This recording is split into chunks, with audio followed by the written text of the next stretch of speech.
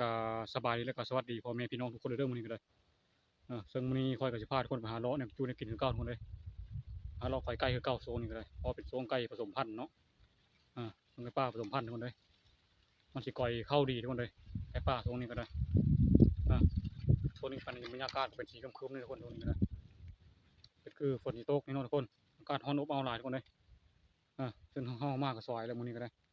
ก็ไปคนเดียวก็ทุกคนเลยก็ลองติดตามชมเบิ่งกันละมาเรื่องนี้มาเนาะทุกคนเนาะเอาไปเลยทุกคนวันนี้ลุย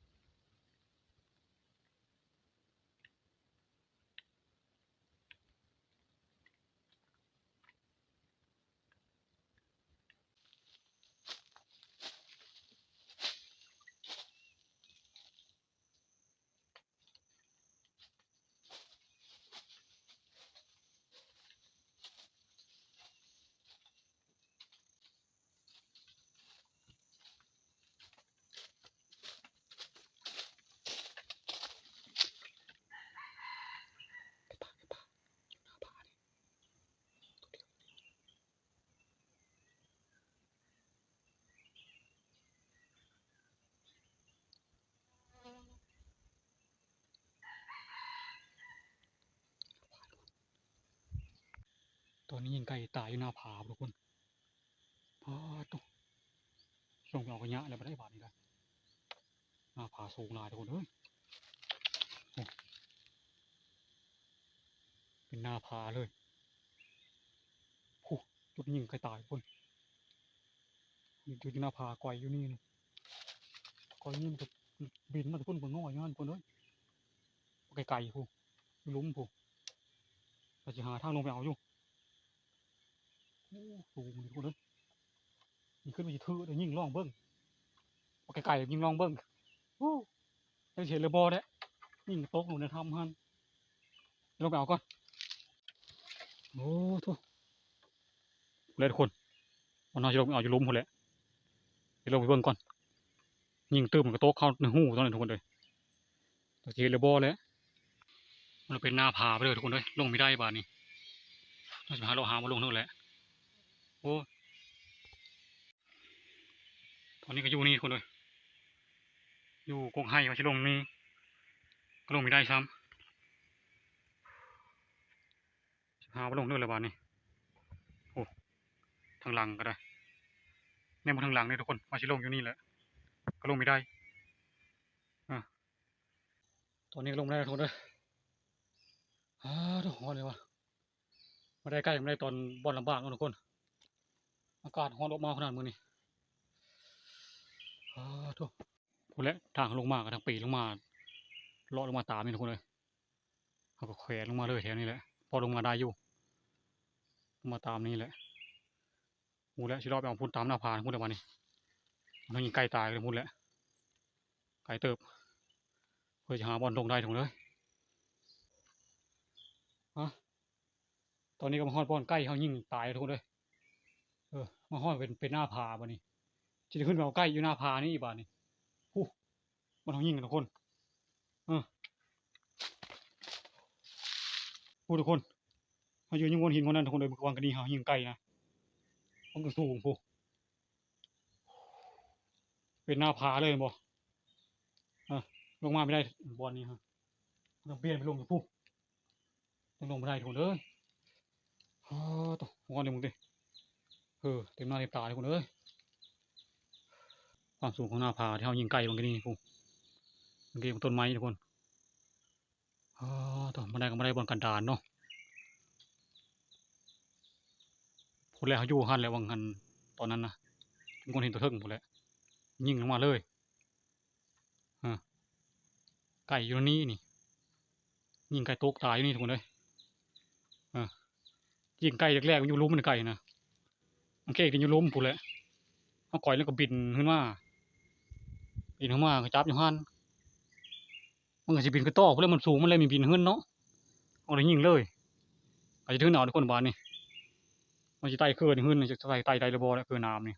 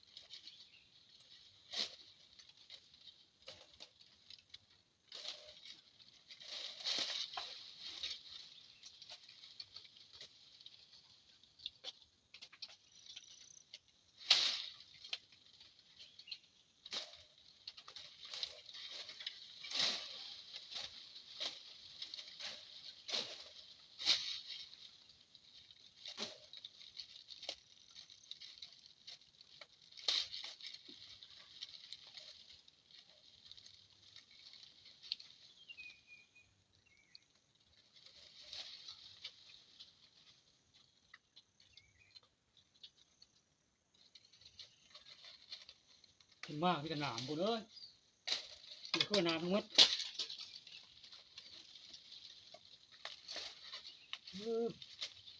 นี่กระทำหมดเลย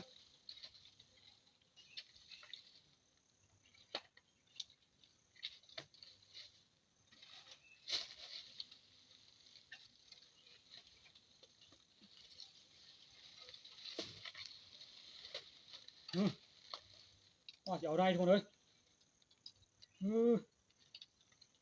มันบ้างหลายเติบว่ะ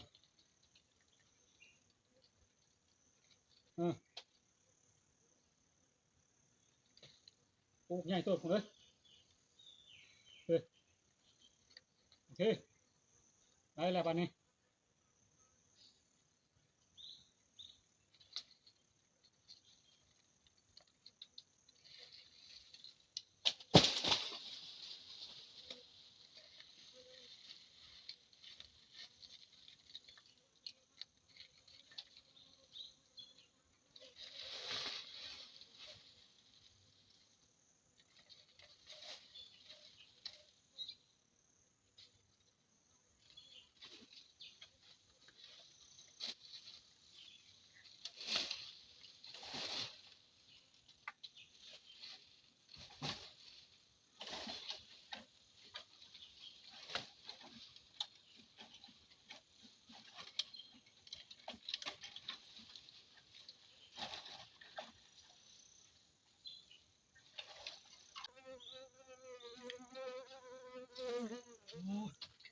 ว่าจะลงไม่ได้ทุกคนเลย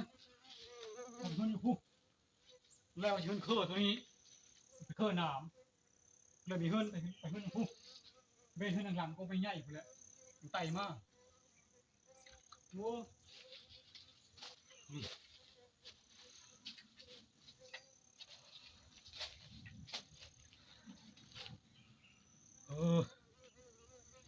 เมื่อคนเลยปีหน้าพานี่เมื่อไรอันตรายน้ำตกหน้าผานี่เขาตายอยู่คนเดียวไม่มีคนรู้จักเลยคนนึงมาคนเดียวซ้ำเพราะตอนลงมาจะหน้าผาเขาไม่ท่ายเบิ้งคนเลยไม่มีมือจับกล้องแน่อันตรายกว่าจะได้คนเฮ้ยโอ้บักใหญ่นึง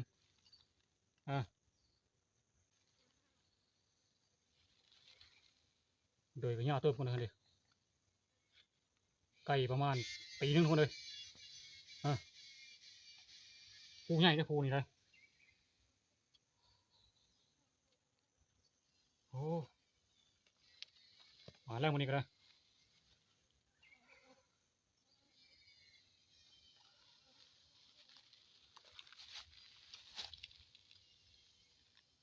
มันสูงลายเนาะเดี๋ยวยานหมดเลยที่เราเมื่อแล้วบานนี่เราเมื่อนี่กันป้ากันไต่ตามหน้าผาไปเลยนี่ที่หาทางขึ้นนี่ละบานนี่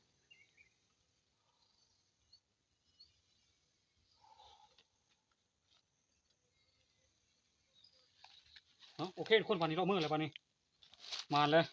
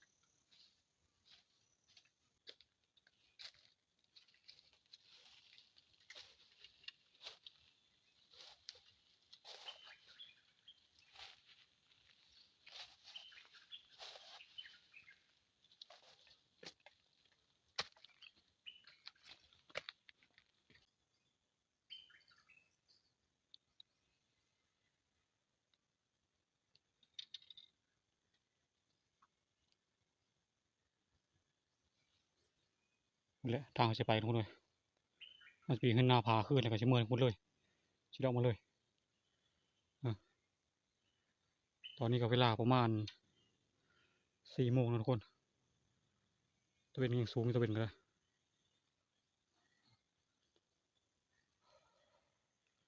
ชิดออกต่อมาอีกทุกคนเลยทุกคนบัดนี้ก็จะได้เลาะมือทุกคนบัดนี้เพราะว่าฝนเริ่มลงมิดเลยทุกคนเลยเป็นสีครึมๆฝนเริ่มมาแล้วบัดนี้ในฝนที่ตกห้ามโหทุกคนเลยนั่งป้อนข้าวนึงอีกลงทุกคนเลยนั่งตาลมก่อนตอนนี้ลมแห้งเลยเมื่อจากการเดินป่าทุกคนเลยเฮ้อไตเฮ้อแตดเลยวะนั่งเฮ้อลมพัดเย็นๆก่อน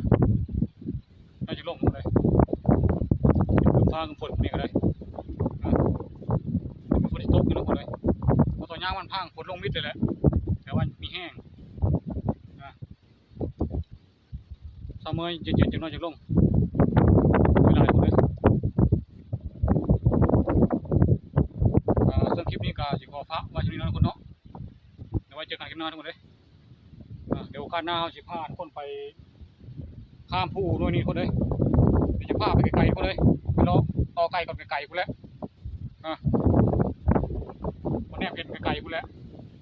ไกลปลาร้ายนะคุณนะแต่ว่าคอยยังไม่ทันได้ไปจากเธอทุกคนเลยข้ามพาเซ่ไปว่าคุณแหละเดี๋ยวคลิปหน้าก่อนทุกคนเลยเดี๋ยวบอกเอาการหน้าก่อนเอาโอเคทุกคน